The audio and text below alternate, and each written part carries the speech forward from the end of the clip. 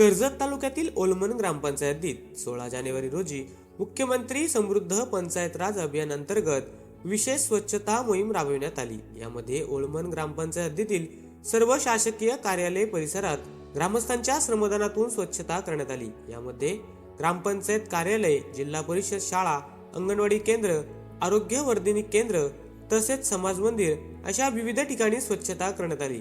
विशेषतः यामध्ये महिलांनी मोठा सहभाग दर्शविला होता। चला घडवूया आदर्श आणि समृद्ध गाव, स्वच्छतेतून देऊया ओलमनला नवी ओळख, असा निर्धार करत ग्रामस्थांच्या सहभागातून स्वच्छता मोहीम राबविण्यात आली। या मोहिमेची सुरुवात ओलमन ग्रामपंचायतीतील मौजे बोरगाव या गावात करण्यात आली। यामध्ये ओलमन ग्रामपंचायत कार्यालय, जिल्हा परिषद शाळा, आरोग्य वर्धिनी उपकेंद्र, अंगणवाडी केंद्र, पुढे समाज मंदिर परिसरातील स्वच्छता करण्यात आली। यावेळी ओलमन ग्राम विकास अधिकारी आचार्य, ग्रामपंचायत कर्मचारी रोशन खडेकर, लेखनिक संजय पादीर, अंगणवाडी सेविका, आशा सेविका, ग्रामरोजगार सेवक, महिला बचत गटाच्या महिला सर्वांच्या श्रमदानातून ही स्वच्छता मोहीम राबविण्यात आली। एक पाऊल स्वच्छतेकडे, समृद्ध ओलमनच्या दिशेने, असा संदेश ग्रामस्थांना या स्वच्छता मोहिमेच्या माध्यमातून देण्यात आला।